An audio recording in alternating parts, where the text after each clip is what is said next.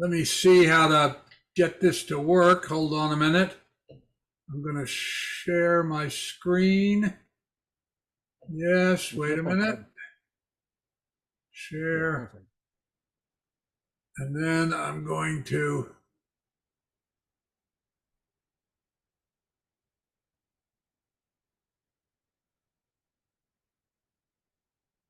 okay.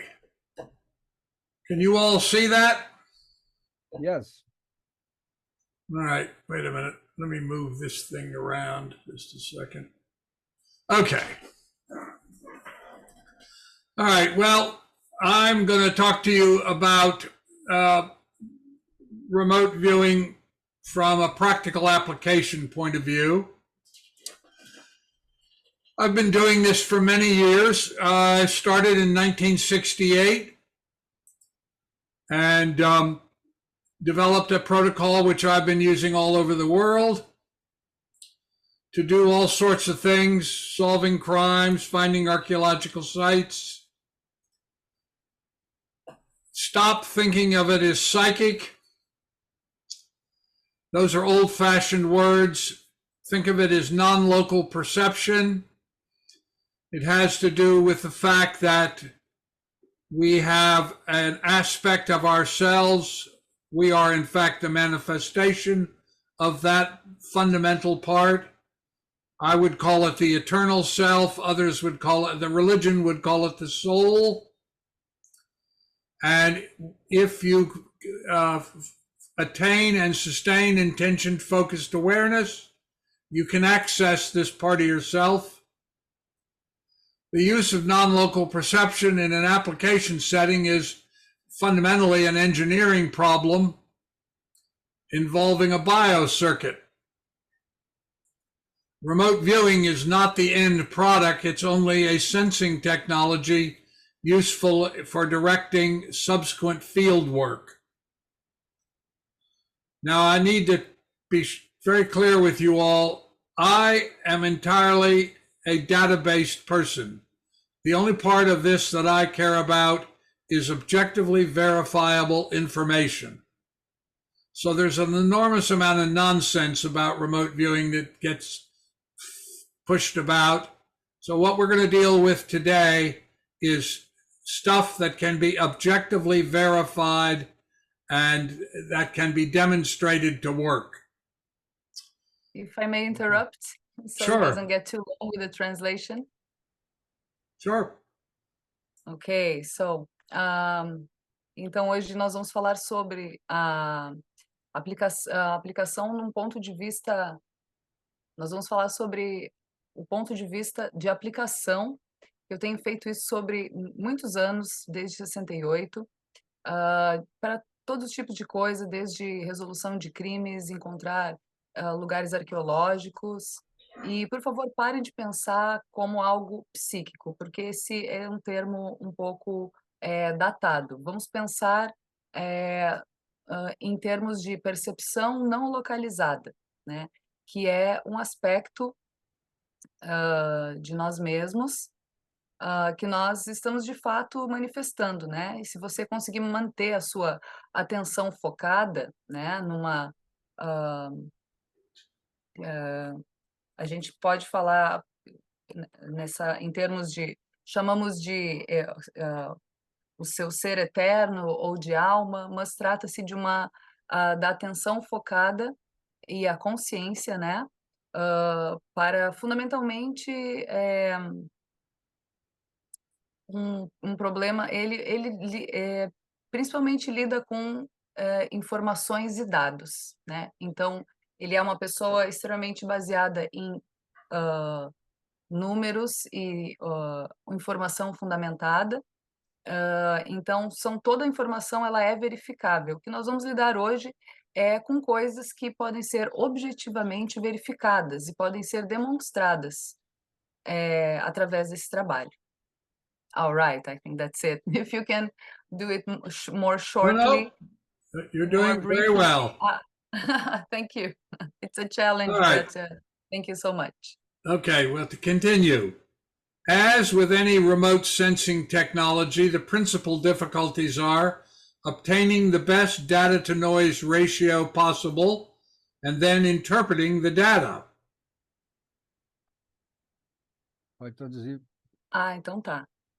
O princípio a dificuldade começa em obter o melhor tipo de a taxa de informação que vai do ruído à informação de fato, né? Então, essa é uma das grandes dificuldades, a taxa de acerto, né? De, de, de transferência de informação importante. All right. So in order to do this, many disciplines are required to do an applied project, each working only in their own area of competence. So there are several teams. There's 4 teams in the protocol. There's the parapsychological team. That's the remote viewers and the scientists working with the remote viewers. There is the primary fieldwork specialist team. Archaeologists, for instance, if this is an archaeological project. The secondary evaluation team, because as you'll see, each concept is evaluated. I guess I should say there isn't anything else like this in remote viewing. Nothing I know about anyway. So the secondary evaluation team, and then there are the record keepers, because part of what you want to do is to create an unimpeachable chronology. The critics would say, well, yes, you made that all up after you found whatever it was. So you have to create an unimpeachable chronology. In my case, I have an individual who records everything. We have the videos, we film everything so that no one can ever say what happened was not any way other than what we told them happened. Então, nessa metodologia Mobius, então tem um design na verdade, são muitas disciplinas que são necessárias para fazer um projeto aplicado, né? Em cada uma dessas áreas de competências. Então, temos esses 4 times, né? O time da parapsicologia, no segundo caso, Primary Fieldwork Specialist Team. Então, seria um time de especialistas no trabalho primário, no sentido principalmente arqueológico, né? Fieldwork. Então, se for um trabalho de arqueologia, vão ter outros especialistas. Secondary Evaluation Specialist Team, o que você vai criar são record keepers. E os record keepers, eles então são, você quer criar um tipo de cronologia que seja inatacável, né? Seria muito fácil atribuir uma informação posteriormente. Então, no caso dele, no time dele, ele tem uma pessoa que tem os áudios, que tem todas as transcrições e que tem essas informações que são unimpeachable, né? Não se pode colocar à prova porque elas de fato são imaculadas, acho que é essa a palavra, né? Então, é importante que tenha essa pessoa, no time dele tem alguém que lida com os registros. Para falar rapidamente, a equipe de parapsicologia é onde se situam hoje visualizadores remotos, né, da equipe. Tá. Ok. So, in order to be successful, you want to improve the data acquisition, and the way you do that is you select numinous targets. The 3 things that we know about remote viewing that can be manipulated are numinosity, entropic process, and the ability to attain and sustain intention-focused awareness. So numinous targets are targets which many people have looked at and focused on, like a cathedral, for instance. We know from the experimental work that it is easier to see a cathedral than it is a warehouse of the same size. Why? Because from the moment they conceive of a cathedral, people are highly emotional about it, pay close attention to it. Whereas, and thousands of people subsequently do the same. whereas nobody pays any attention to a warehouse. So numinous targets and targets that have entropic process. Entropic, in a way, numinosity is a form of coherence, and entropic process is a form of discoherence. So if you pick something that has an entropic process, it will also be a good target. Então, para melhorar a aquisição de informações, essa metodologia ela traz a seleção de 2 tipos de alvos, né. Então seriam, numinous targets são aqueles que te trazem algum tipo de, conexão com o espiritual, porque ela é altamente emocional. Então, por exemplo, é mais fácil focar numa catedral do que, um armazém, um prédio qualquer do mesmo tamanho, porque de alguma maneira toca no emocional das pessoas, então você quer manter a sua atenção em alguma coisa, né, então é mais fácil esse tipo de alvo, ele coerente, né, e traz coerência. Ao mesmo tempo, selecionar alvos que são de processos entrópicos, né, ele também traz uma descoerência. Então, portanto, é também um elemento que traz a atenção, que é necessária de ser mantida nesse alvo para adquirir informações. Então, esses 2 tipos de alvos. Alright. So you want to improve the circumstances of the viewer so that they optimize their ability. Meditators routinely do better than non-meditators, and the reason is that meditation teaches you how to develop a technique for attaining and sustaining intentioned, focused awareness. But it's more subtle than that. When I speak of the biocircuit, what I'm talking about is that there is a linkage that occurs between the viewer and everyone who is involved with the viewing, and that involves their expectations, their attitudes, their biases, whatever. Então, para melhorar o sensor, o visualizador, existe uma técnica para sustentar a intenção, o foco, né, da atenção, que é mais sutil do que quando eu falo do biocircuito. Quando eu estou falando disso, não tem um link que ocorre entre o visualizador e todos que estão envolvidos na visualização, né? Ela envolve expectativas, atitudes, os seus vieses e tudo mais. Então, a conduta da entrevista, que está escrito aqui, né? Conduct interview session as requested by viewer. Então, conduzir a entrevista, a sessão, né? Como requisitada pelo visualizador.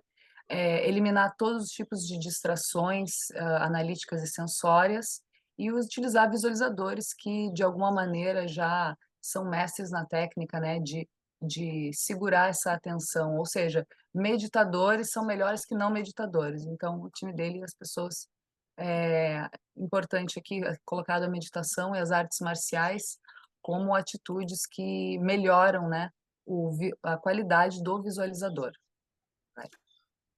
So some people like to do remote viewing in the morning. Some like to do it in the evening.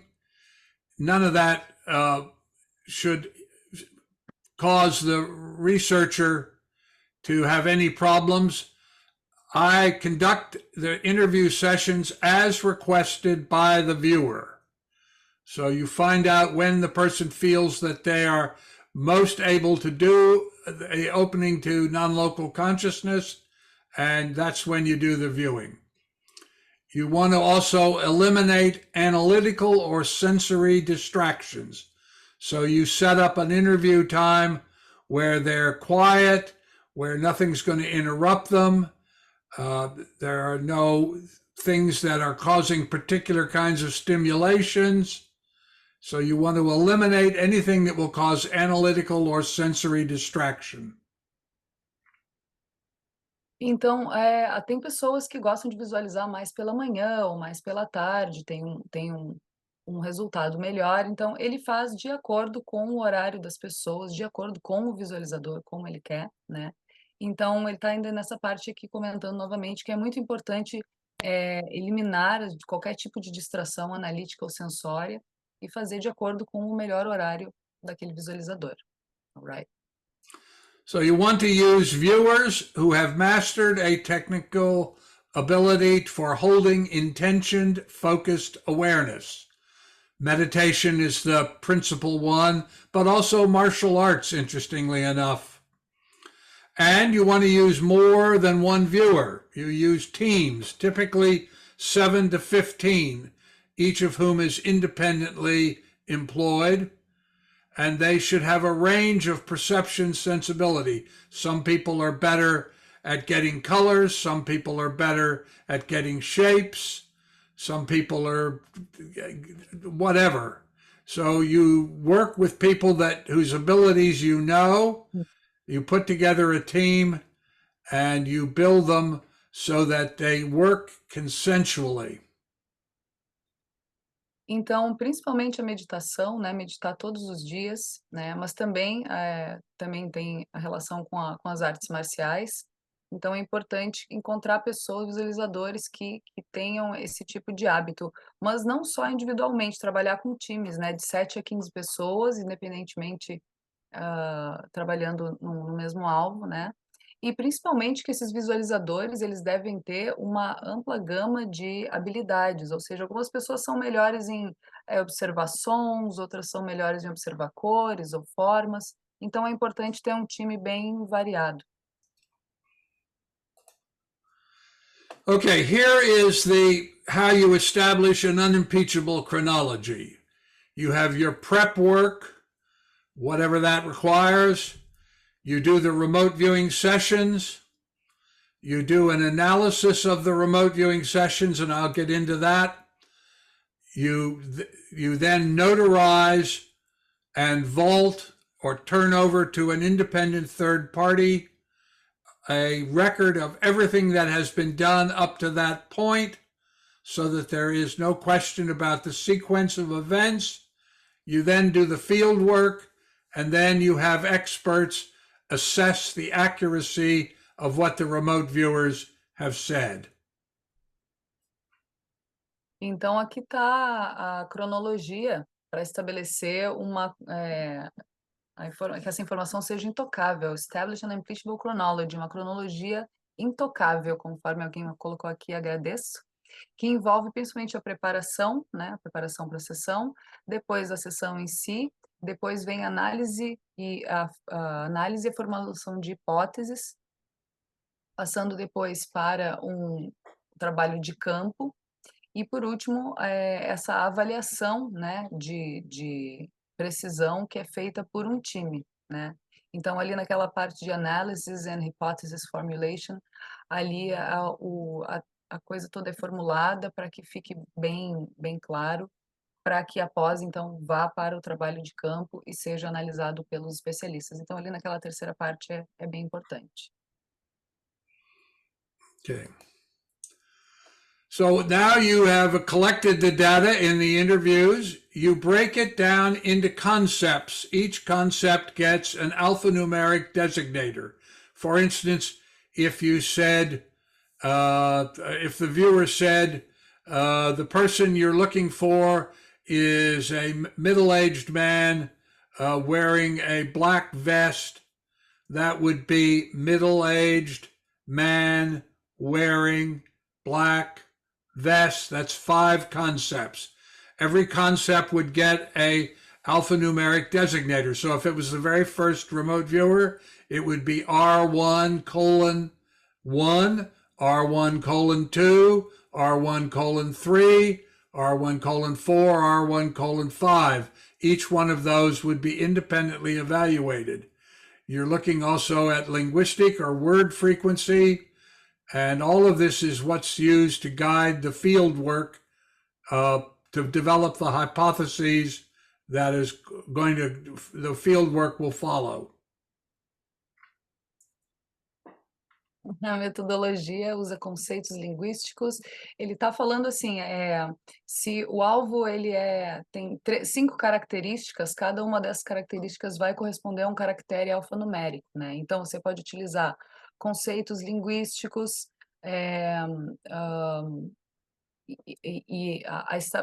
pelo que eu compreendi, o estabelecimento da coordenada tem a ver com essas informações que estão sendo colocadas e procuradas, né? Mas se eu puder Ah, complementar, por favor, Jay.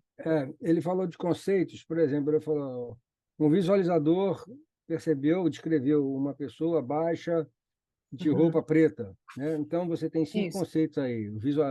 A pessoa, um homem é um conceito, percebeu é outro conceito, a roupa é outro conceito, preto é outro conceito, a estatura, que é baixa, é outro conceito.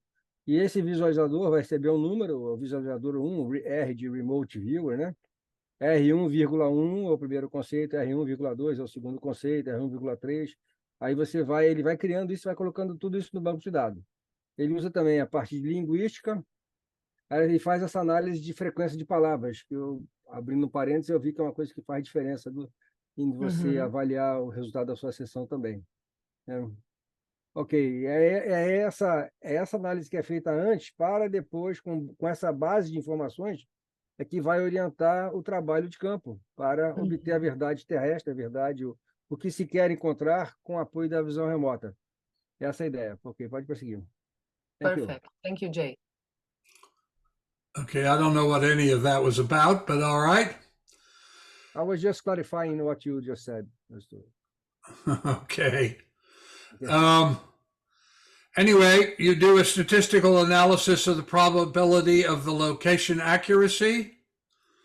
That's what's going to guide you. You, for instance, give people a map and you remove the colors and the names so that they're not, because we know from research, for instance, that people are attracted more to one color than another color, like red or blue.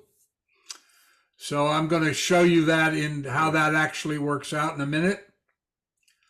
And you're basically preparing the hypotheses that is going to guide the subsequent field work. Jay, tu gostaria de falar dessa parte também? Peraí. Então, você tem especialistas, times de especialistas para avaliar cada conceito, né? Se é correto, parcialmente correto, então como é que cada uma desses conceitos vai ser avaliado, né? Então, você tem uma análise estatística de probabilidade da localização. Então, ele falou que algumas pessoas... Eu posso falar rapidamente. Ele, quando vai fazer o trabalho de visão remota, você tem um trabalho de campo, uma das tarefas é de localização. Onde está dentro desse mapa? Então, quando eles entregam o mapa para o visualizador, eles removem todas as cores, todos os nomes, ficam só, como a gente chama em português aqui na escola, né, o mapa mudo, né? Só tem contornos, para que nada disso, porque tem pessoas, certos visualizadores são mais influenciados por uma cor, outro por outra, e as cores podem atrapalhar o trabalho. Okay, I was just explaining what you just said, Stefan, about the color, removing the colors from the map and names and so forth. Please go on. Thank you. Okay. I'm going to now talk about some actual projects, and you can see how this works out. One of the first questions that I asked when I began to design these experiments was, is non-local perception electromagnetic in nature? That is, the idea of telepathy, which was a word coined in 1887 by Frederick Meyer, was that there was a sender, a receiver, and a signal. So the question was, is any of that true? Então, algumas dos objetivos, né, mais profundos da busca dele, né, para vocês verem alguns projetos, né, de fato, como que isso funciona, onde ele procura essas perguntas maiores, como, por exemplo, a percepção não local, não localizada, ela é eletromagnética em natureza? Então, teve alguém que disse em 1987, falou rapidamente. 1897, Fred Meyer, que existe alguém que envia, né, ou alguém que recebe, e existe um sinal. E eu gostaria de saber se isso é fato. Só para complementar aqui, desculpa, nós estamos aqui interagindo para Exato. ajudar o outro, né? O Deep Quest foi o primeiro projeto, né? A investigação profunda que ele mostrou aquele submarino, ele vai explicar daqui a pouco que a ideia é de você ter algo dentro d'água para justamente ajudar a bloquear a parte de comunicação eletromagnética, né? Então, essa era uma das perguntas desse projeto, foi essa aí, is non-local perception electromagnetic, né? Okay, thank you, Stephen. Okay, so one of the things that I wanted to see about using the Deep Quest experiment, which is used a submarine that you saw earlier. By the way, this was all filmed, and you can see the whole film. I got Leonard Nimoy, Dr. Spock, in the Star Trek series to do the narration. You can go to my personal website, stephaneschwartz.com, and see the movie. But the question was, we knew from the research that it was difficult to get analytical things like names or particular numbers or anything, because that requires a kind of analysis and produces analytical overlay. So could you use the remote viewing protocol by creating an associational relationship between a target and a message that could be used for communications, even though all the electromagnetics were shielded? This is where ARV came from. Oh, great. Então, primeiramente, ele estava falando daquele projeto Deep Quest, né, que foi um experimento utilizando submarino, que a gente pode ver ali rapidamente, que foi filmado, e você pode ver esse filme, inclusive, lá no site dele. Ele foi, inclusive, conseguiu algumas pessoas para dublarem, né, Dr. Spock lá do Star Trek, e vocês podem ter acesso a todo esse vídeo, tá? Então, e aí uma outra coisa,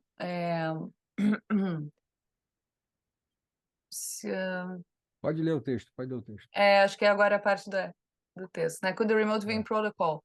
Então, o protocolo da visualização remota poderia criar uma relação associacional entre o alvo e a mensagem, poderia ser utilizado para comunicações, muito embora todos os sinais eletromagnéticos estejam blindados, né? Não havendo campo eletromagnético, ainda é possível realizar uma comunicação entre o alvo e a mensagem? All right. So the question, to answer the electromagnetic question, at the time, this is 1977, at the time, many people who were doing this work felt that, again, this signal sender receiver idea. So the reason I wanted to find something on the sea floor was if a remote viewer could penetrate hundreds or even 1,000 feet of seawater, then it could not be electromagnetic, because the only part of ELF, the only part of the electromagnetic spectrum that could possibly be the explanation would be ELF, extreme low frequency, 3 to 300 hertz, and even ELF could not penetrate to the bottom of the sea. So could you locate a previously unknown wreck? Could you date it? Could you reconstruct its history? And not only locate it, but describe what would be found at the site. This is a previously unknown site. Então, a ideia era de saber se um visualizador poderia entrar e penetrar em profundezas, né, aquáticas, e, de certa maneira, descobrir se tem alguma coisa a ver com o campo magnético, porque tão profundamente seria extremamente baixa essa frequência eletromagnética. Então, não poderia ser isso necessariamente o que conduz, né? Então, a pergunta número 3. Os visualizadores remotos poderiam atingir, através de grandes profundidades oceânicas, localizar um anteriormente desconhecido Destroço, né? destroço, exato. Destroços poderiam datá-lo, poderiam reconstruir a sua história e descrever o que seria encontrado no lugar, dentro de condições, então, de mar profundo, né, onde não existe influência eletromagnética como na superfície. All right. I was lucky. At that time, I was the special assistant to the chief of naval operations in the United States. And I had a friend who was the head of the CIA. As I began thinking about this experiment and how to do it so that it would be unimpeachable, I began to get translations of documents that the CIA, I don't know how, somehow got hold of and translated, and they were sent to me. And they were the work of a Leningrad physiologist named Leonid Leonovich Vasiliev. And he had asked the same question that I was asking. And he had placed researchers and viewers in metal cabinets known as Faraday cages and put them in mine shafts and down in caves. And he had eliminated all of the ELF, all of the electromagnetic spectrum except ELF. And so that had done a lot of work, and I didn't have to do that because he had already established that with very elegant experiments.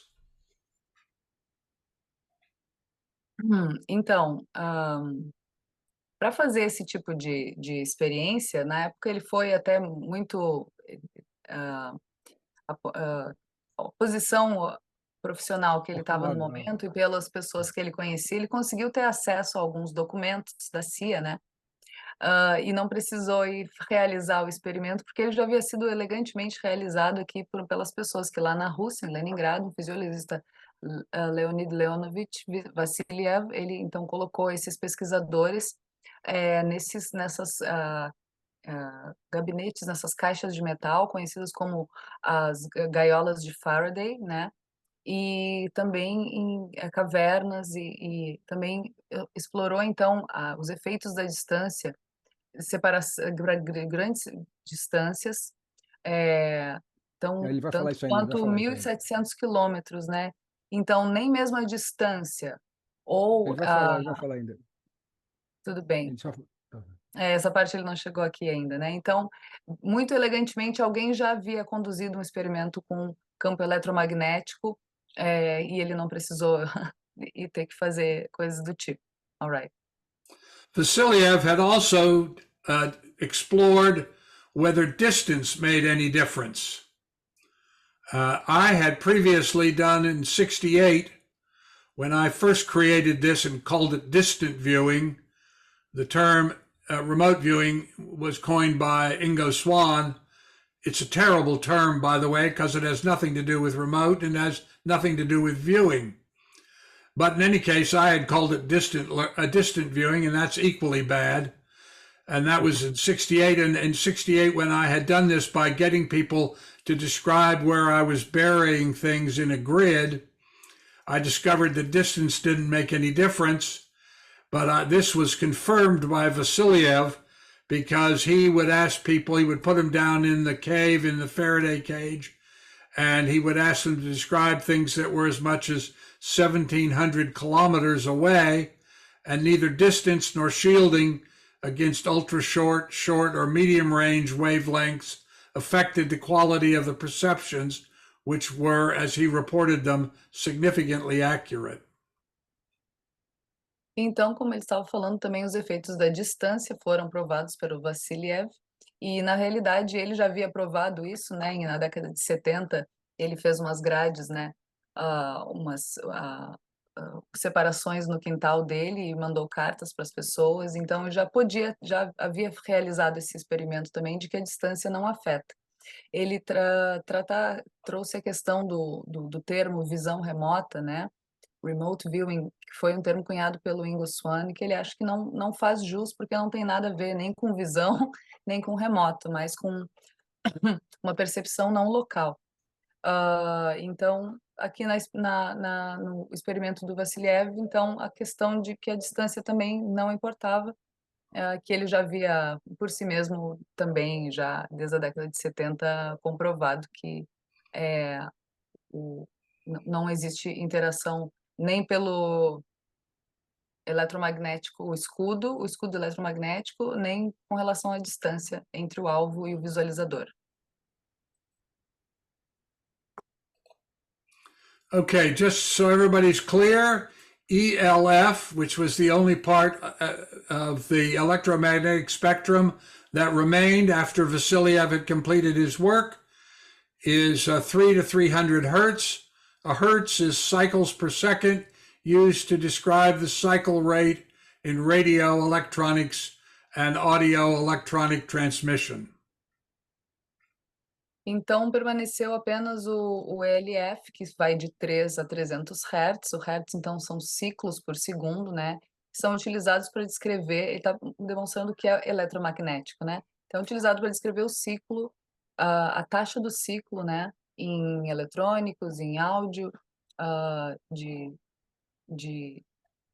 número de ciclos. É isso, né, Jay? LF é frequência extremamente baixa. Isso, extremely low frequency, é frequência extremamente baixa, de 3 a 300 Hz, é isso. Ok.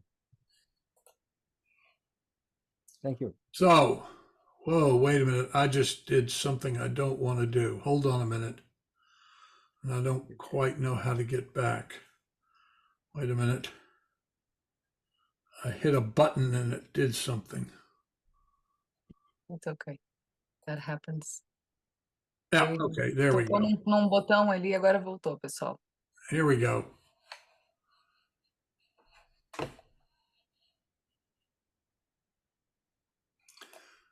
So why is this electromagnetic question so important?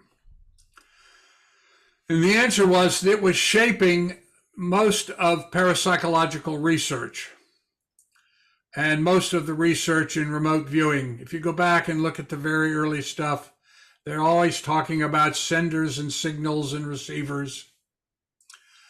Now, as it happened, because I was the special assistant to the Chief of Naval Operations, the man who's the head of the Navy, the Navy was interested in ELF because they wanted to communicate to the deep ocean missile submarines.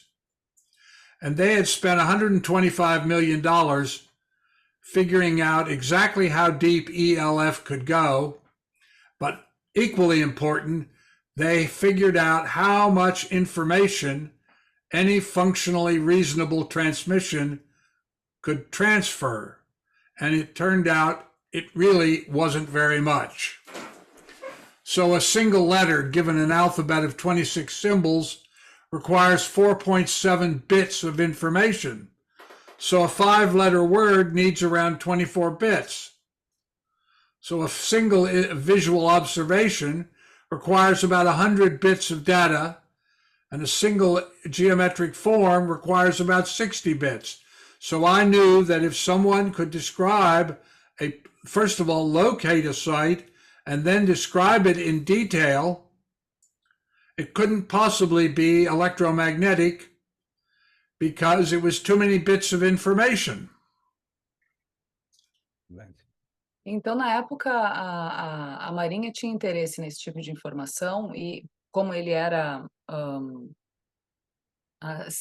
assistente de operações navais, ele estava interessado em ELF. Ele era assessor especial do assistente-chefe de operações navais, o cara mais alto da Marinha. Uhum. Então, ele estava muito interessado em saber se poderiam se comunicar com os mísseis, né? Submarinos de mísseis embaixo do oceano.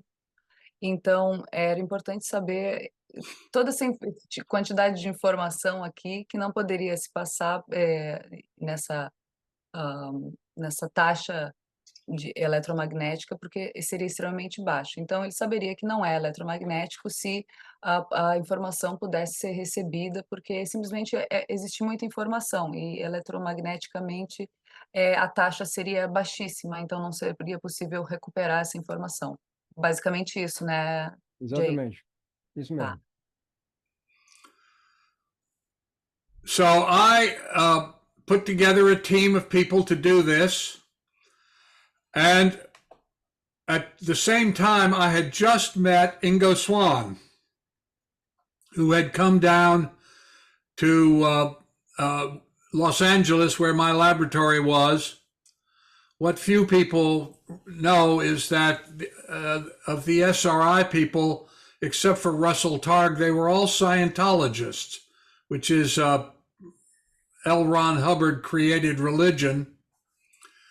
And Ingo was part of that. And he would come down to go to their center and stay with me. And I had just met him, and through him I had met Hella Hamid.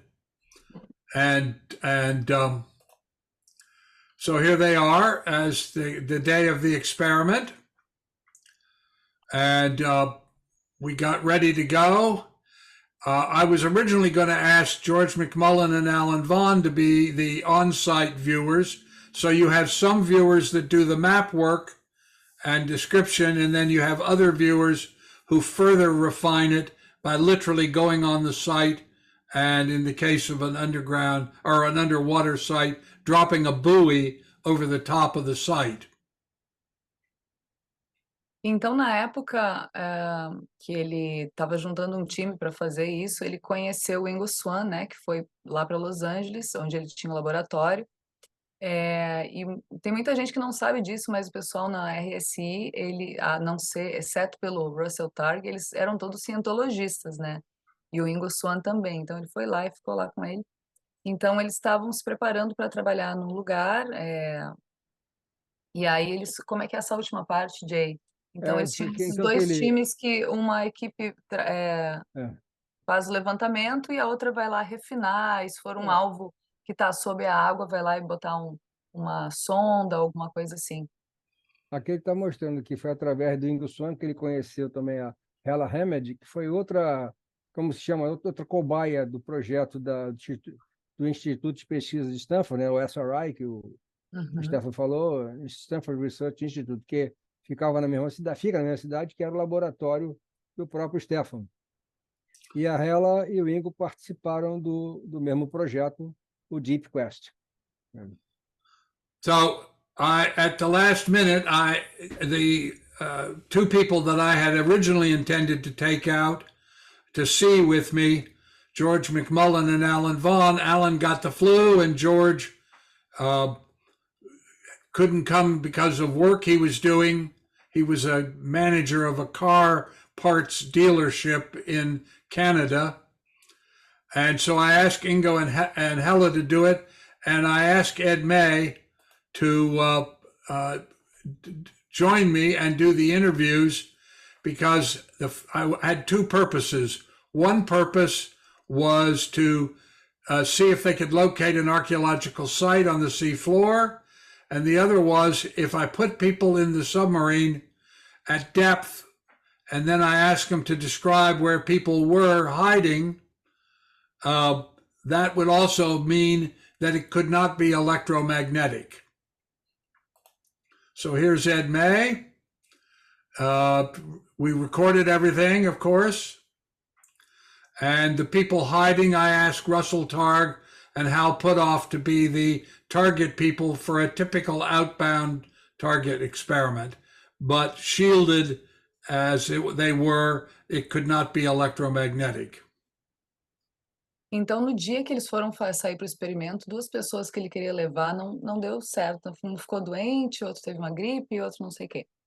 E aí ele queria saber duas coisas, né? Se poderíamos encontrar alguma coisa no fundo do mar e também num alvo de outbounder, né? Colocar essas pessoas escondidinhas lá dentro do submarino, se elas também conseguiriam fazer, aí seria mais uma prova de que não é eletromagnético, né? O alvo outbounder, né, Jay? Acho que tu pode falar um pouquinho, que é quando a gente utiliza os olhos, né, através da percepção de outras pessoas, só que essas pessoas estariam lá dentro de um submarino. Eu entendi que o visualizador estaria no submarino, lá no fundo do mar. Exato. E o outbounder seria o Russell Targ e o Hal Puthoff, que estariam fazendo as coisas normais do dia a dia deles.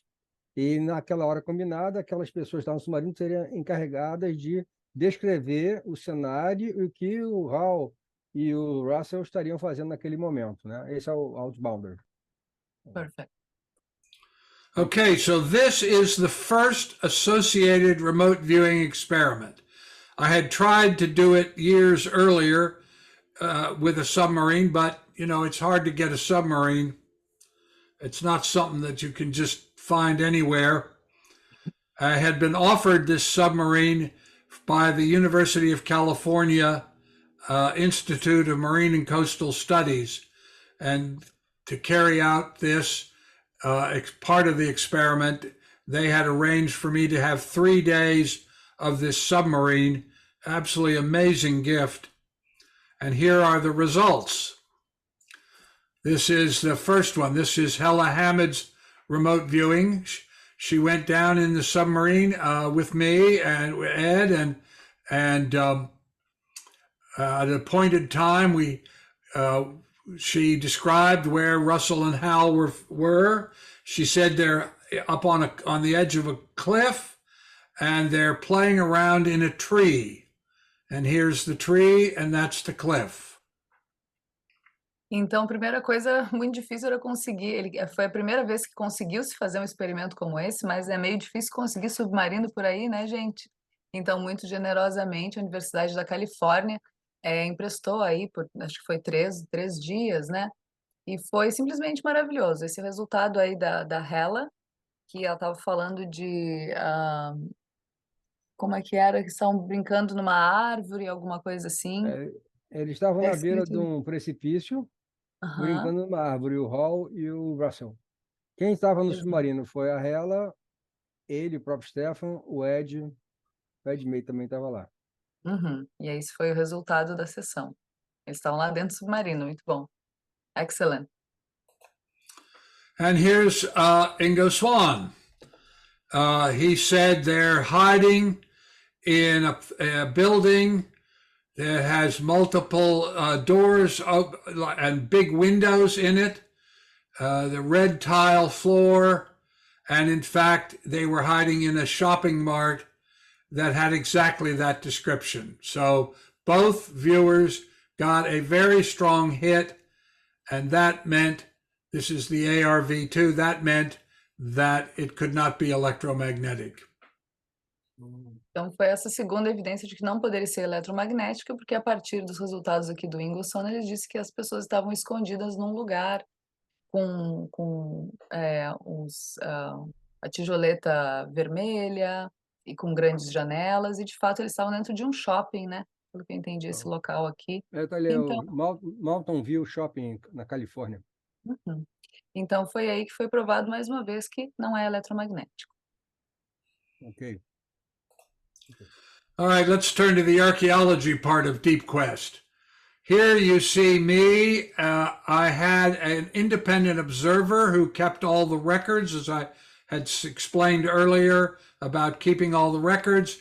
This is Brad Veek, the deputy director of the Institute of Marine and Coastal Studies. This is Al Whitcomb, the pilot of the submarine, and there is the submarine called the Taurus. And I showed them on the map where we wanted to go, and that the viewers had picked consensually. There were 7 viewers that were involved. They had picked several sites, but 4 or 5 of them had picked the same site. Então, tá aqui a parte arqueológica do experimento, né? Então, como ele disse, tem uma pessoa que está sempre cuidando desses registros, uma pessoa que está sempre registrando toda a movimentação do que foi feito e documentando. Então, tá ali ele, com o chefe da Marinha, o piloto do submarino. E o que mais, Jay? Eles chamam de mapa de consenso, ou seja, 7 visualizadores remotos fizeram uma localização no mapa, chamado mapa mudo, né? Que tinha algum alvo em particular para ser localizado. Desses 7, 5 visualizadores indicaram o mesmo lugar. Mesmo então, lugar. dois deles indicaram um lugar diferente. Então, esse é chamado mapa de consenso, por quê? Porque da equipe, a maioria indicou aquele ponto específico para o qual o submarino deveria se dirigir para tentar localizar algum objeto de interesse arqueológico, né? Que é a parte arqueológica do projeto. Nice. Okay, so we submerged, we went down. I asked Ingo to come with us to do the final fine tuning. I also had the ship, the surface ship that was the tender to the submarine, drop a radio pinger over the site so that we could only go to the site the remote viewers had picked. The submarine crew had been searching the area for 3 months, and they said there was nothing there. And they thought we ought to look for something else. But I said, no, we're going to go where the remote viewers tell us. Então tá aqui o próprio Ingo Swann colocando ali, e a área já havia sido varrida, né? E disseram que nada poderia ser encontrado lá. E ele disse, não, a gente vai onde os visualizadores disseram para a gente ir. Okay? Ok? Okay. And when we went to the site, we heard the pinger. We went to the exact location the remote viewers had picked, and this is what we saw. Fantastic. Então a gente foi até lá, tinha um pinger, né? É um instrumento que manda um o sinal sonar. exatamente no local que foi escolhido pelos visualizadores. Não foi nenhum outro, não teve nenhum tipo de imprecisão. E foi isso que eles encontraram lá. Ou seja, eles foram direto para aquele lugar, não houve busca. Uma vez que eles definiram o Não local, houve busca, exato. foi direto para o ponto, não houve tentativa e erro, né? E é um local que as pesquisas que haviam sido feitas antes, levantamentos, diziam que não tinha nada lá. Eles não iriam Exato. encontrar nada lá. Thank you. Impressive. Okay, the night before the dive, Hella had done another remote viewing, and she had described that we would see a large block of stone. Here you can see her signature. It was notarized, so no question. Now, this is important because one of the things you look for when you do these application projects is A, consensus, and B, low a priori. That is, things that you don't expect to get. If someone describes a ship and says there's an anchor, well, it's a ship. Of course there's an anchor. But nobody expects to see a large granite block. And yet that was what she had remote viewed. And in fact, that's what we found. Here it is. Então, na noite anterior a esse mergulho, a Hela fez mais uma sessão de visualização e ela desenhou ali e tal, com a assinatura dela, notarizado, né? Essa palavra importante aí, ou seja, registrado, que ela tinha colocado um bloco de granito, né? Lá embaixo. Então, é o tipo de coisa que, assim, se tu tá num navio e disser, tem uma âncora, sim, evidentemente, é um navio. Mas ninguém espera que haja um bloco de granito, né? E, de fato, foi o que ela registrou e é o que foi encontrado. All right. After it was all over, we had a team of experts that I put together evaluate every concept exactly as I told you. This is George, Hella, and Ingo. And you can see that the overall rate was about 74%. 7% partially correct. That's where I said if you had the man with the black vest and it was a blue vest, that would be operational. That would be partially correct, but still operational. So you can see that the total was 74 plus 7. And so we're 80 more than 80% correct on the information that they had given us about every single detail. Então tá aqui cada um dos conceitos que tinham sido colocados, né? Que nem eu disse, assim, que nem o Jay havia nos ajudado também, né?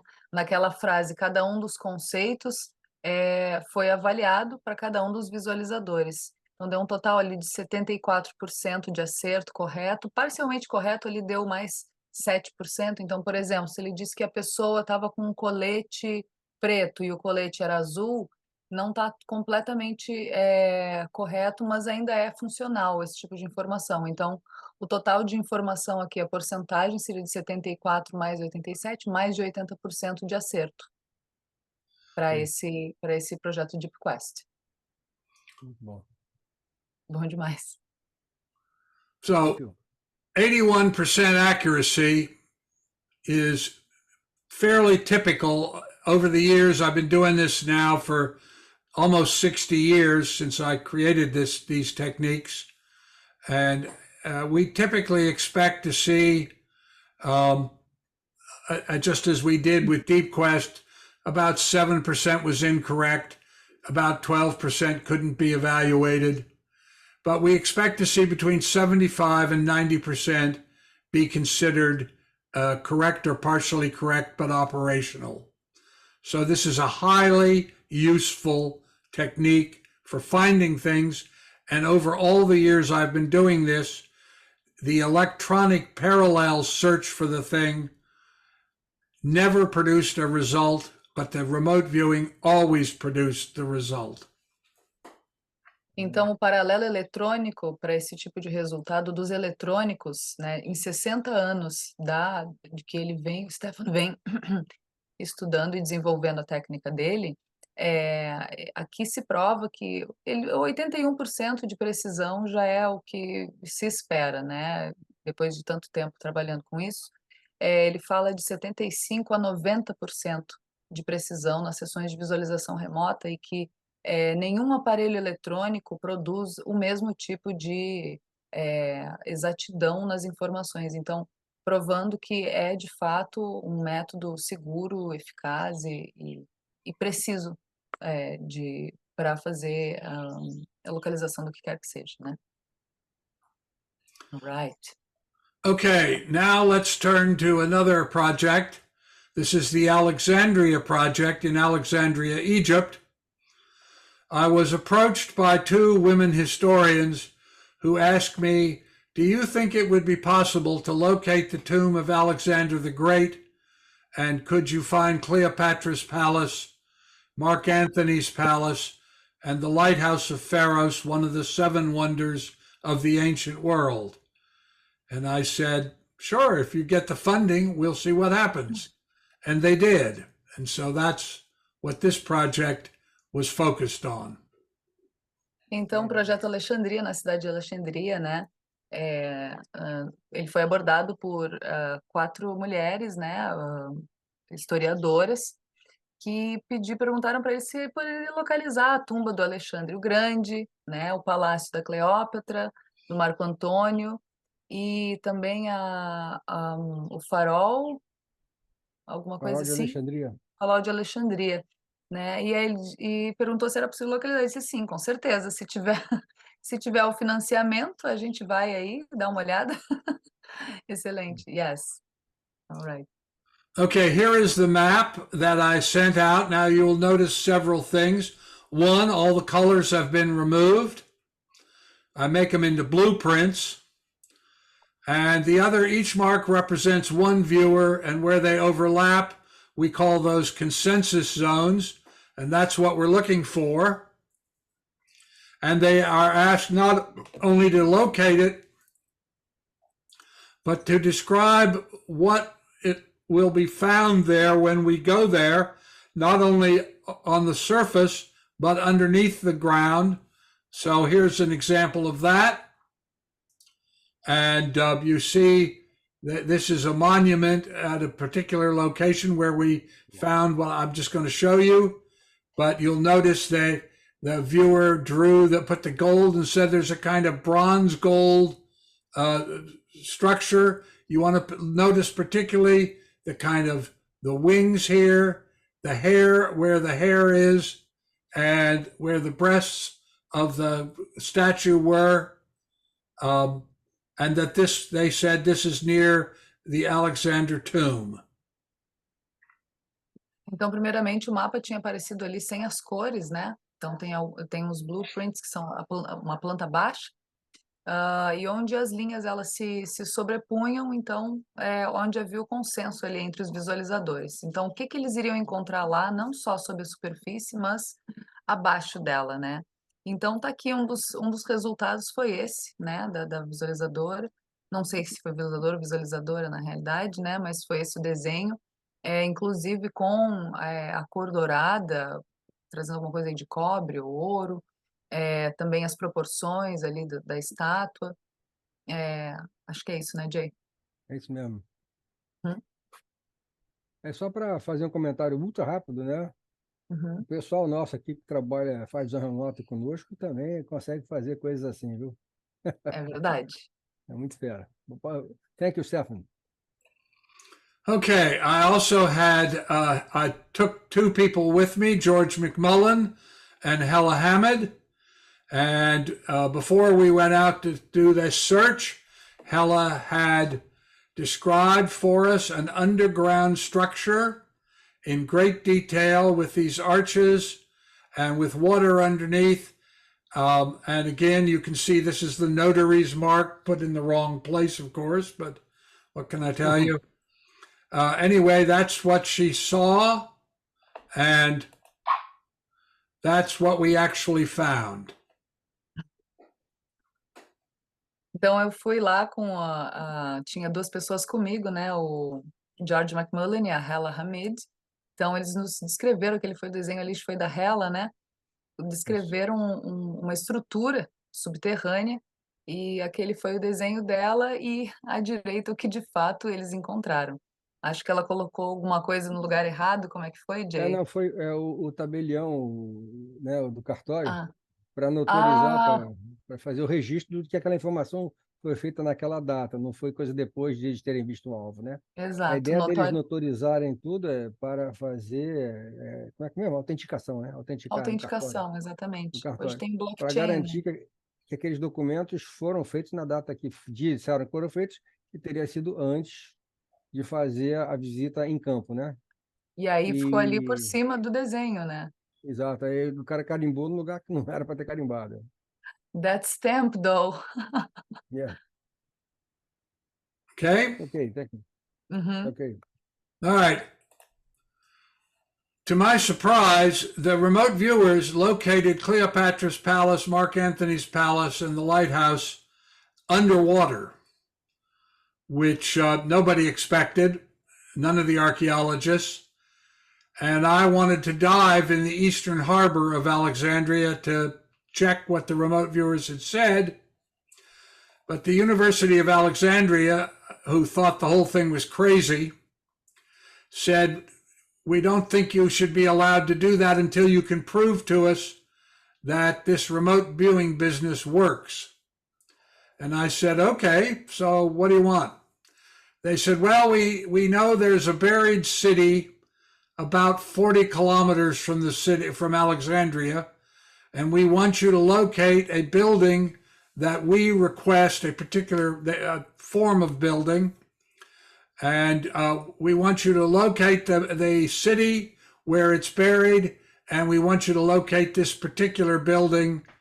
And if you can do that, which we don't believe you can, then we'll give you permission to dive in the Eastern Harbor.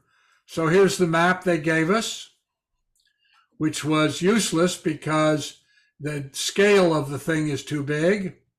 So I said, well, we have to go out into the desert, literally, and locate it. So we got George and Hella together, and we went out into the desert. This was about 1,700 square kilometers of search area, and here's what happened. Então, quando então eles localizaram o Palácio da Cleópatra e Marco Antônio e o Farol, estava tudo embaixo d'água. E aí o governo de Alexandria disse, não, isso é loucura, né? Acho que vocês não devem ser autorizados a fazer uma coisa dessas, né? A ir lá mergulhar e tudo mais, até que vocês nos provem que esse negócio de visão remota é verdadeiro, né? Então, assim, tudo bem, o que que é para fazer? Então, a gente sabe que tem uma cidade, né, que a gente precisa localizar, e tem uma área são 1.700 quilômetros quadrados, né? Uma grande área que deveria ser buscada. Então, tudo bem. Então, juntou a Hela e o George e foram lá para fazer esse side quest aí, para provar para o governo de que a visão remota é fato, para que eles pudessem, então, ir lá mergulhar e descobrir. Então, esse foi o Ele, resultado da tarefa. Ele vai falar agora, a tarefa vai ser feita, mas o objetivo é o seguinte, ó, existe num local, uma cidade, e Uhum, tem um prédio específico que tem uma forma isso, específica. É esse prédio que vocês têm que localizar. exato. All right. Thank you. Okay, we went out into the desert. George and I walked around for about 4 hours, and finally he said, "Okay, here is the city." And I said, "Can you locate the building that they want?" And he said, "Yeah." And he did. And here I gave him some wooden stakes, and I asked him to put them in the ground to outline the corners of the building that had 3 rooms. I'll get into what it is in a minute. But he located the building, and when I brought Hella out, I took the stakes up, but noted where they went. And then I brought Hella out, and she did the same thing. And she also located in the middle of this 3-room building, a kind of clay tower. I'll show you in a minute. And what is important about this, as I told you earlier, I always like to have an electronic survey of the same space, the same location, to see if you can locate electronically what the remote viewers locate. And in every instance that I have done this over the years, over the world, no electronic survey has ever been able to find what the remote viewers can find. And in this case, a University of Guelph team had previously come out to survey this whole area for the University of Alexandria, and they had reported there was nothing there. So this, as you can see, is the site that George picked and Hella picked, and as you can see, they don't see anything at all there. Então, basicamente ele pegou o George, foi lá para o meio do deserto, ficou umas 4 horas andando, até que o George disse assim, a cidade é aqui. E aí ele diz assim, então, você consegue localizar exatamente o prédio e tal? Ele disse, sim, com certeza. E basicamente ele se abaixa e crava 4 estacas, principalmente onde esse formato que tinha uma torre, né? Uma torre de argila, alguma coisa assim. Então é esse prédio, essa parte que ele coloca essas 4 estacas. Então ele remove as estacas, depois vai de novo lá com a rela, e a rela marca os mesmos lugares, a mesma coisa, né? Então ele vai mostrar isso agora um pouco mais adiante, mas o importante é que ele gostaria de demonstrar que ele sempre leva aparelhos eletrônicos consigo para realizar os mesmos testes. Então, em momento algum, os resultados da visão remota podem se comparar com os resultados muito inferiores de qualquer tipo de eletrônico para realizar esse mesmo tipo de tarefa, né? All right. We did the excavation, and everything was exactly as described by the remote viewers. And the University of Alexandria had no choice but to give me permission to look in the eastern harbor. And so let's look at the lighthouse of Pharos. Here is the coastline of the city. The remote viewers had recorded that it was 30 feet further out to sea, the seawall in the ancient city, than anyone had known. And it caused a complete reassessment of the location of everything in the city in the ancient times. This was a city founded by Alexander the Great. And after he died, his body was brought back here by one of his generals, Ptolemy Soter, and was buried in the city. And the lighthouse of Pharos was built and became one of the 7 wonders of the ancient world. Então, basicamente, depois de estar tudo correto, né, o governo da cidade de Alexandria não teve outra escolha a não ser liberar que eles fossem lá procurar o que eles precisavam, né? Então, tá aqui. Essa daqui é o litoral aí da cidade. Pode ver que a localização, né, acho que foi uns 30 pés adiante de onde deveria estar, então, de certa maneira, fez reavaliar completamente todos os registros, né, históricos que tinham, de onde estavam as coisas, de onde estava a cidade. Essa cidade é o Farol dos Faraós, ela foi fundada pelo Alexandre o Grande, então depois da morte dele, ele foi trazido para cá, né? Então se tornou, então ele aí ele foi enterrado, e se tornou uma das 7 maravilhas do mundo antigo. All right. Okay, once again, of course, I wanted to have an electronic survey, so I invited Harold Edgerton, who invented side-scan sonar and who was the chairman of radio physics at Massachusetts Institute of Technology.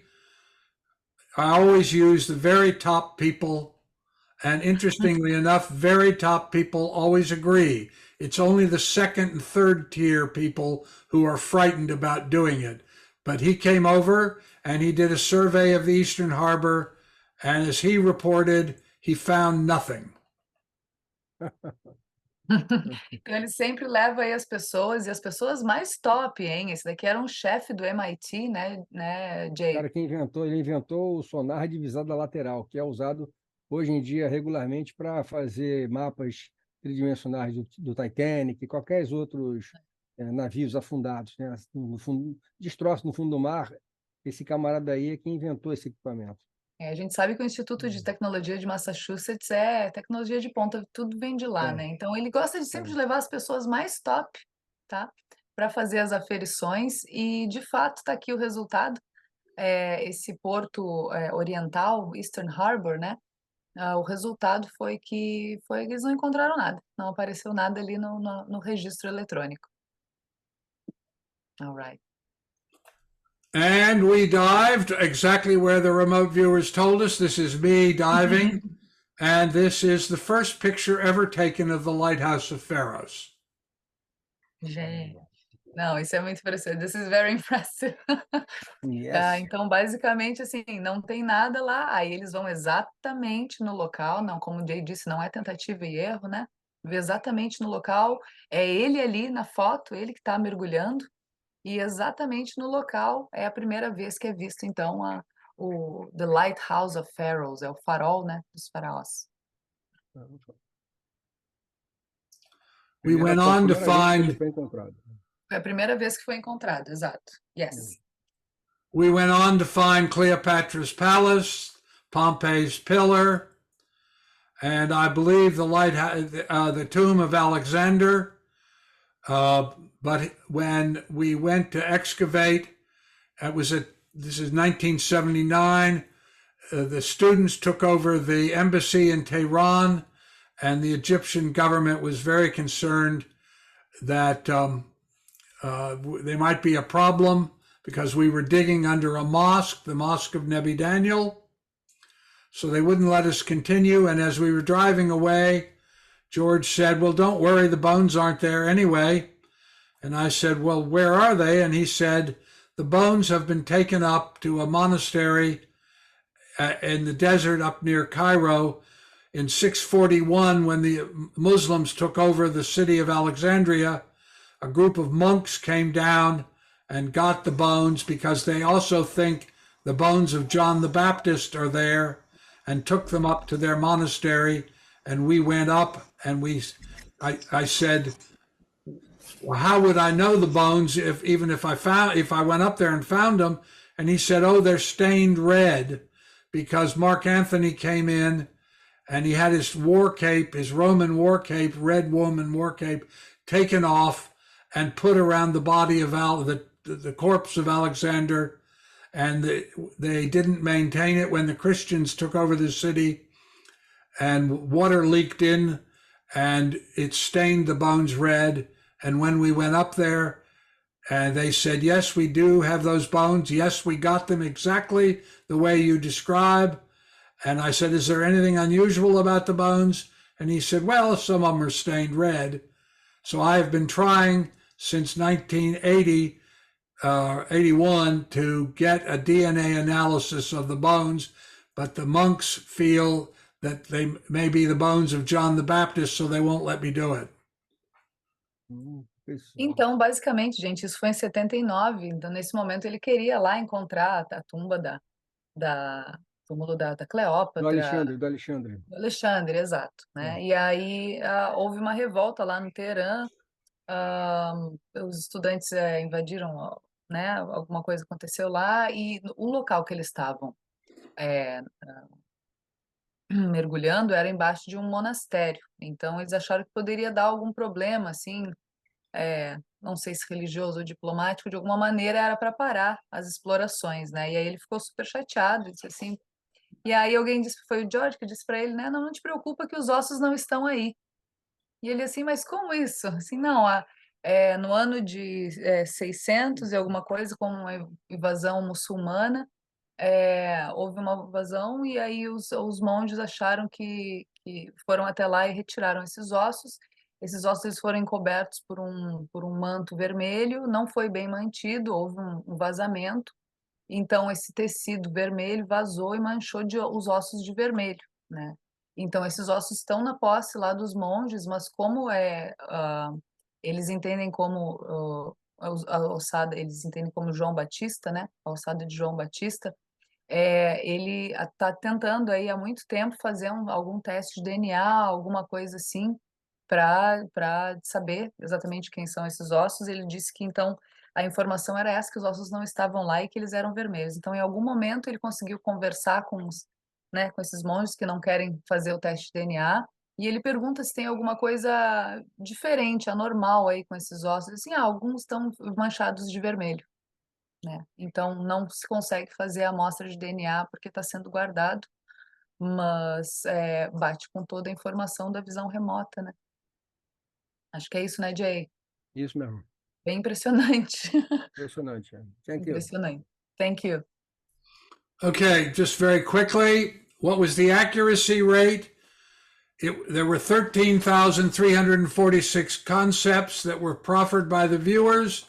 They were analyzed by the University of Alexandria, the Archaeological Society of Alexandria, the University of Warsaw. And what we discovered was correct, 78%, partially correct but operational, 10%. So 88% accuracy functionally. Gente, então aqui tá a porcentagem, né? 78% mais 10%, então tá ali. Can you go back a little bit in that the Sure. other? Sure. Então, esses foram 2 anos aí de trabalho, ambos terrestres e marinho, foram esses conceitos, né, que são essas informações que os visualizadores trazem, que aí vão ser colocadas à prova, foram 13.346 conceitos que foram trazidos aos visualizadores. Então, ainda depois de que o trabalho de campo terminou, eles foram avaliados pelo time de arqueólogos e antropólogos da Universidade de Alexandria, a Sociedade Arqueológica da Alexandria e a Universidade da Varsóvia, né, que tinha um maior projeto arqueológico no momento, né, funcionando lá na cidade. Então, 28% dos conceitos, 3.736. Oh, sorry. No problem. There we go. Teve alguns que não puderam, então, desses 13.000, houveram 3.000 que não puderam ser avaliados, né? Coisas tais como o que as pessoas pensavam, ou como elas se comportavam, né? Ou como elas agiam a um determinado tipo. Então, basicamente, aqui, aqueles 12% ali de incorreto, a gente tem um total de parcialmente com correto completamente, de 88% de precisão nesse projeto. Very impressive. Okay. Thank you. Okay, let's quickly go through another project. This one is called Seaview. And the task, I was asked by the Bahamian government to survey the Bahama banks and locate previously unknown wrecks on the seafloor. And to survey every known wreck that we could. So I had a whole team of historians in Portugal, in Spain, in England, in the United States, surveying the archives in those countries to locate any sites, put together a whole package of that, and then went out with the Seaview, this is my boat, my ship, to see if we could locate a previously unknown wreck that the viewers described, called the Brig Leander. So here we go very quickly. Here is the search area, as you can see, all along the Bahama Banks. And it's quite a large area. Here is the consensus area that stood out for us. Again, because you can see each of these is the location of a single viewer. We then had, I took out several viewers, Hella Hammond and George McMullen principally. I had researchers from Lamont Geologic Laboratory come and do the geologic survey, which was unsuccessful. And so again, it was a question of the remote viewers versus marine electronic remote sensing. Então, basicamente, aí nesse outro projeto, eles foram contratados pelo governo das Bahamas e também trabalhando com uma equipe aí de historiadores de Portugal, de vários outros locais, para localizar destroços, né, ou seja, acidentes no fundo do mar, todos os que já eram conhecidos. Então, o propósito, né, Jay, pelo que eu compreendi, era encontrar destroços de um acidente, né, que previamente não era sabido, ou seja, que ninguém esperava que estivesse lá, né? Então, mais uma vez, aí a equipe mostrou também ali as áreas de consenso, primeiramente, né, que ia ser pesquisado entre os visualizadores, foi delimitado aquelas áreas, era uma área bem grande, né, ele mostrou ali no mapa. E, mais uma vez, aqui, nós temos a equipe de visualizadores versus a equipe aí da Marinha e seus aparelhos eletrônicos, que, mais uma vez, foi infrutífero, não demonstrou coisa alguma.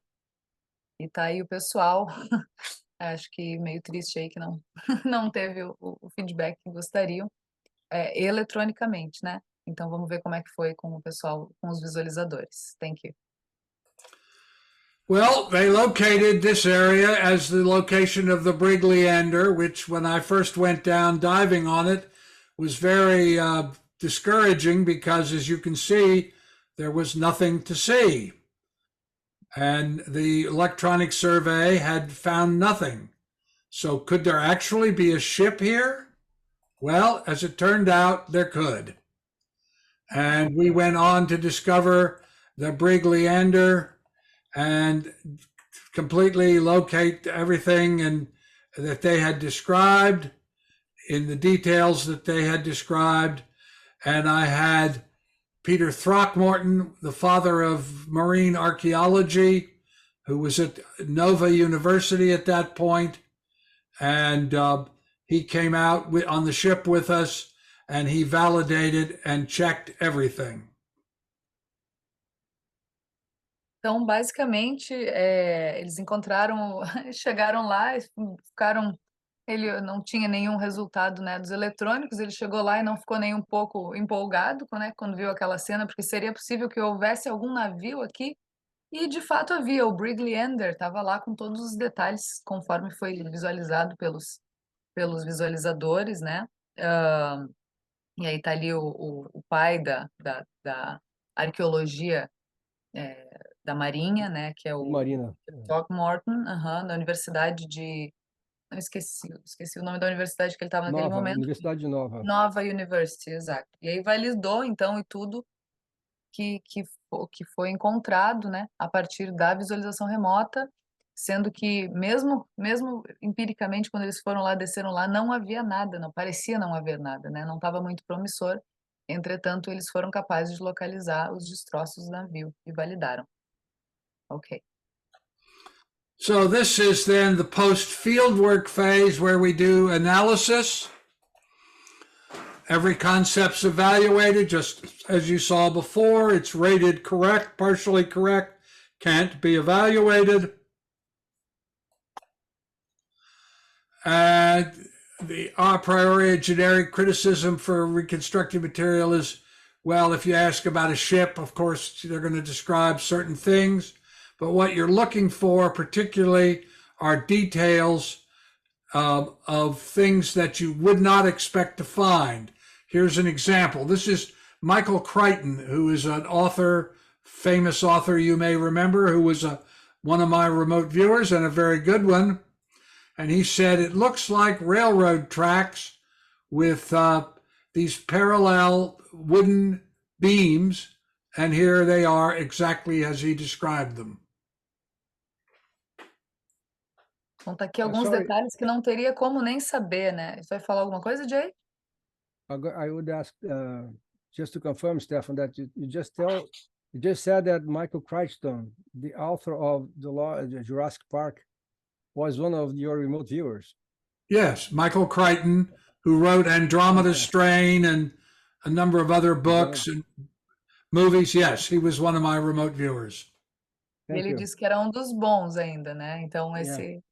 que ele é, Jay? Ele é o Ele foi autor? o cara que escreveu o Parque dos Dinossauros, Jurassic Park. Jurassic Foi um dos remotos, exato. foi visualizador remoto também. Então, aí ele Equipe dele. pegou ele é excelente visualizador, ele ainda disse, né? E algumas coisas que são muito assim, que são... não se esperam encontrar algumas coisas bem diferentes, né? Então, por exemplo, uma coisa que tinha lá que parecia madeira, grandes pedaços de madeira, como se fossem trilhos de trem. Então, aqui, de fato, o que eles encontraram lá parece ali uma textura de madeira com as madeiras ali, as tábuas todas alinhadinhas, né? Como se fosse um trilho. Right. Thank you. Okay, as I told you, what I look for particularly is little low a priori details that you just never would expect. And in this case, the viewers describe these little small glass bottles. Now, first of all, little bottles like this would rarely survive the constant movement of the currents on the bank, and the probability of discovering one is exceedingly small, but there they were, exactly as described by the remote viewers. Então, mais uma coisa bem interessante, né? Conforme foi descrito pelos visualizadores, é umas garrafinhas de vidro. Então, tu não espera encontrar uma coisa dessas, até pelo próprio o balançar ali e o próprio acidente, a submersão e tudo mais. Tu não espera que raramente esse tipo de artefato sobrevive ao constante movimento da areia, das correntes do banco, né? E a probabilidade de descobrir uma coisa como essa, assim, uma garrafinha de vidro tal qual foi descrito pelos visualizadores, é extremamente baixa. E, entretanto, está ali a prova, né? Ok. And here are a bunch of other things that they described. Pewter, corroded metal. Here's the pewter. You can see these are little tiny things. So the reason I show you this is to make 2 points. One is you're looking for low a priori things, but also the scale that is possible. I mean, these little wooden bottles were about 1.5 inches. In the Alexandria project, in the buried building, buried in the buried city, George described tiles that were 5/16 of an inch. So viewers can get any scale you want. Então, é interessante observar alguns objetos que, na verdade, são de baixa... ele falou como é que é o termo, né, Jay? Baixa relevância, assim, né? Baixa, pequena... E não chama tanta atenção, é coisa que você não que não esperaria. chama tanta atenção. Não é o alvo da busca, né? São coisas menores.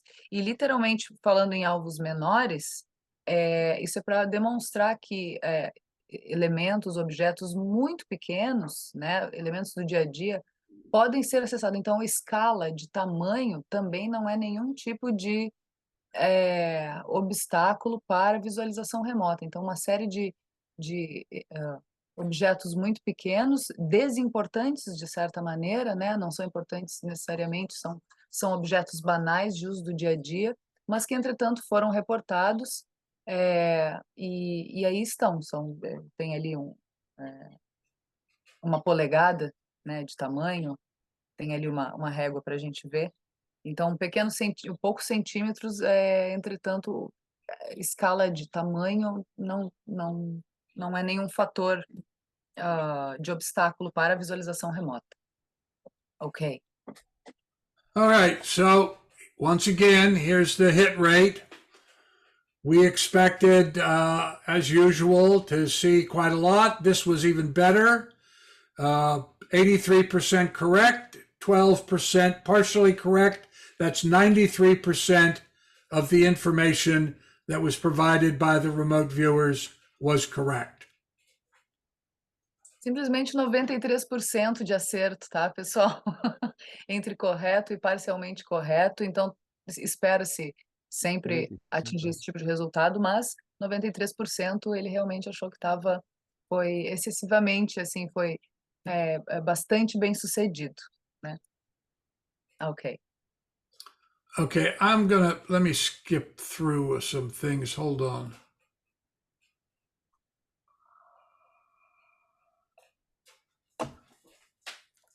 Okay. I could go on and show you archaeological project after archaeological project, but I want to show you, before we end, because I don't want to go on too long, I want to show you another use of this methodology and how it can help solve problems that can't be solved any other way. And this, wait a minute.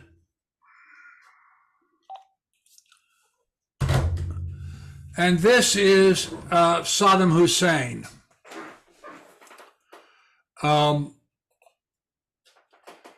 I was speaking in Virginia Beach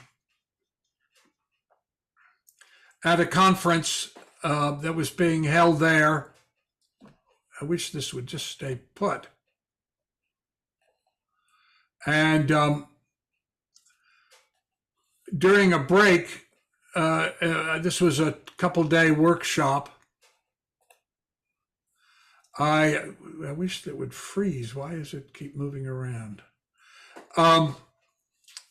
It turned out that in the audience, which was a number of intelligence people, they came up to me and said, we'd like to do something useful. And I said, well, what would you like? And they, I'm sorry, I don't understand what's going on here. And they said, well, you know that we're looking for Saddam Hussein and we're not having any luck finding him. So we'd like to try to find Saddam Hussein.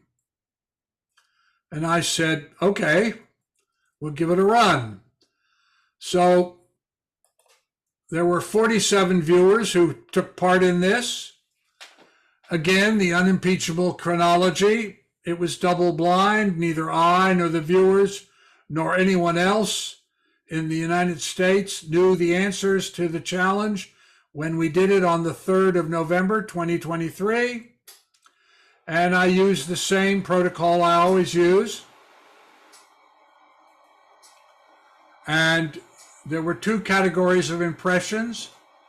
There were points of consensus.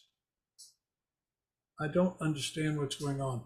There were points of consensus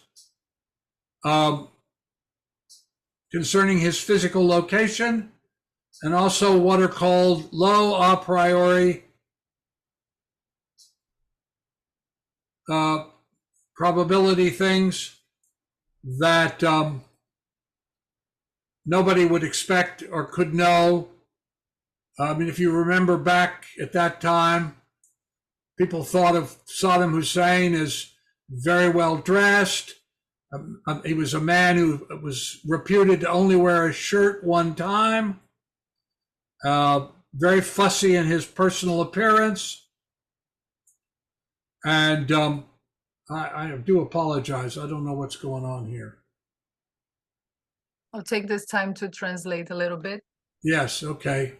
I don't understand. Então, assim, basicamente ele poderia mostrar aqui um monte de projeto, mostrando para vocês como é que é a metodologia, como é que se estabelecem os conceitos, como é que acontece o consenso e depois a parte de trabalho de campo e todas as porcentagens, né? Mas basicamente ele quer mostrar aqui uma outra coisa que pode ser utilizado, né? Que foi, então, quando ele foi abordado por pessoas da inteligência para encontrar aí o Saddam Hussein, né? Então, na época ele trabalhou com 47 visualizadores, tá ali aqui estão as documentações que foram entregues, notarizados, ou seja, registradas em cartório e tudo mais. Então, algumas coisas que, por exemplo, uma coisa que ele comentou sobre Saddam Hussein, né, é que ele era famoso por ser uma pessoa bem extravagante, assim, por exemplo, ele só usava uma vez uma camisa, né, não mais do que uma vez. E aí ele tá um pouco perdido aqui na parte da apresentação, vamos ver se a gente consegue retomar agora. All right. Okay, so everything was recorded as always. It was put in sealed envelopes. It was notarized, as you can see. You can see the notary's mark and the signatures across the sealed envelopes, and it was turned over to the ARE and put in their vault, which is where it remains. And here are some of the predictions. They predicted that Sodom would be found beneath an ordinary looking house on the outskirts of a small village near Tikrit. The house would be a part of a small compound that is bordered on one side by a dirt road and on the other by a nearby river. In fact, he was found near the village of Adwar in the Tikrit area in a small compound in a river nearby and a road in front of it of the compound. Então, basicamente, a visualização remota disse exatamente onde ele estaria, numa casa num vilarejo tal, em Tikrit, que de um lado havia água corrente, no outro lado uma estrada, e ao lado, então, a confirmação. Now, of course, we didn't know any of this until afterwards, and I'll get to how I learned all this. But there was the location. Here is the compound. Someone drew a picture of it. You want to note particularly that the compound has this weird little second story on a part of the building, that it has a tree at each end of the building, of these big trees, and here is the road exactly as described. Então, basicamente, um compound, aqui eu estou entendendo até como um puxadinho, né, Jay? Podemos dizer assim. O compound é complexo, é um complexo. Um complexo. Então, são várias salas, né? É um puxadinho, porque ele comenta da questão ali da parte ali de cima. Parecia que tinha um segundo andar, mas meio engraçado, né? Isso. Meio engraçado aquele segundo andar ali, e de fato, de acordo com a evidência que ele mostrou ali, tava igualzinho mesmo o desenho, exatamente do local que ele estava. They described that he was underneath the building and in what they called this little room, that there was a vent, an air tube that allowed him to vent, but that he was not in the building itself. He was down underneath it. And in fact, here is a picture that the Pentagon released about what the building was like, and it was exactly as the remote viewers had described it. Então tá aí, tal e qual, exatamente como o local onde ele estava, né? O desenho ali acima da visão remota e abaixo exatamente a sala onde ele estava. Igualzinho, né? Ok. Wait a minute, what's going on? Hold on.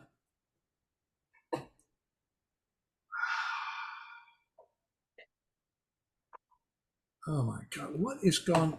Something has gone awry with my computer, and I don't know what it is. Going backwards now. I don't know what it is. Yes.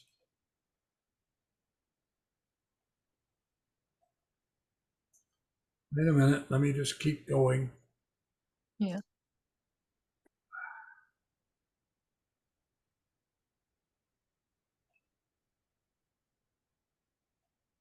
Okay, this was particularly interesting. They described Saddam Hussein as looking like a homeless person dressed in dark clothing, unkempt, ratty salt and pepper beard,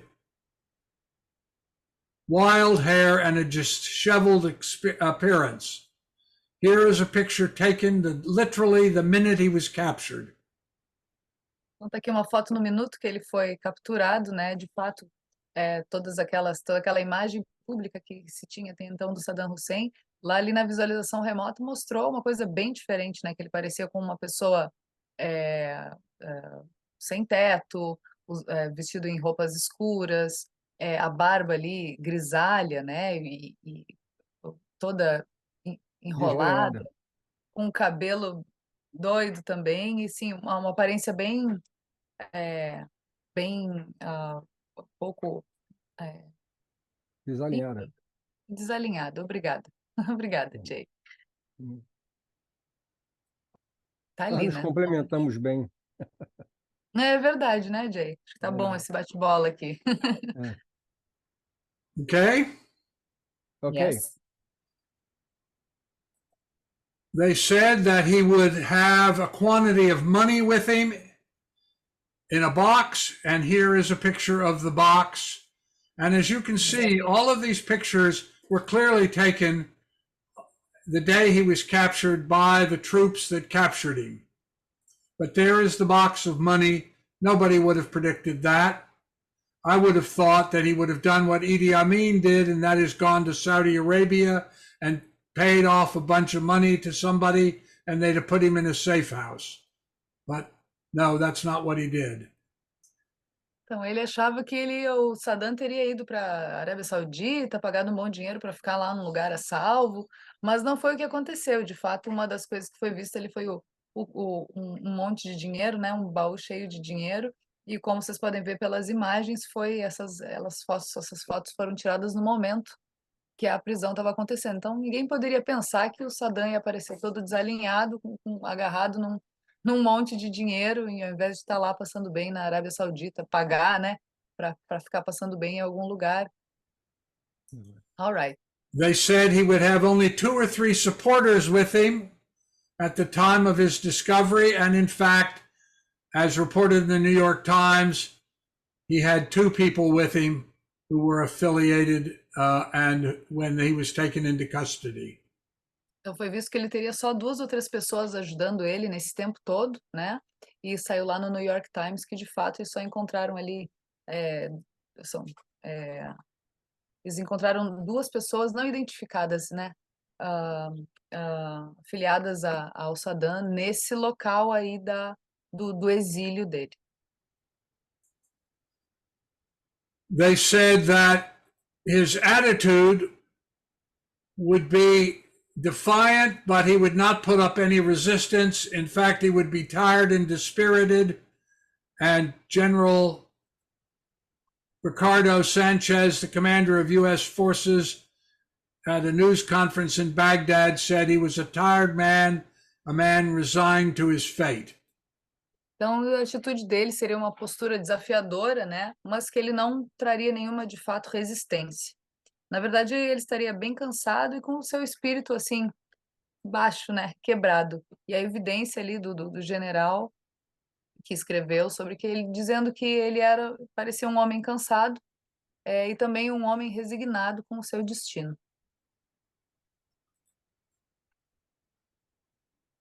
They said that he would have a gun with him, but would put up no resistance. And the report was he was armed with a pistol, but showed no resistance during his capture. Então disseram que ele ia ter uma arma, mas não ia utilizá-la, não ia demonstrar resistência. A evidência é que de fato ele tinha uma pistola e ele não utilizou. So what can we conclude in all of this? What we can say is that there is an aspect of consciousness that is not limited by space and time. Interestingly enough, I'm sure you wondered, where did I get those pictures of the day that he was captured? And the answer is, about 2 weeks after we had done the sessions and after he had been captured, I went out to my mailbox one day to get the mail, and there was a manila envelope with no address, no postage, no return address. And when I opened it up, it had those pictures, clearly sent by the people who found him and that they had used the remote viewing data. Gente, então vocês devem estar se perguntando como é que ele tem essas fotos ali que ele mostrou, esse tipo de informação, né? Então, umas 2 semanas depois que ele entregou essas previsões, né? Ele foi até pegar a correspondência dele e estava lá um pacote sem nome, sem selo, sem coisa nenhuma, com essas evidências. Então, claramente, foram as pessoas que encontraram o Saddam que enviaram para ele como feedback. Thank you. So, in closing, I want to say to you, this, I hope, has given you some idea of what remote viewing can do when it is done correctly. This is an extraordinary technology. It is also telling us something very important about who we are as humans and our place in the matrix of consciousness. It's my pleasure to have presented it to you. É um prazer ter apresentado essas coisas para todos vocês. Thank you so much, Stefan.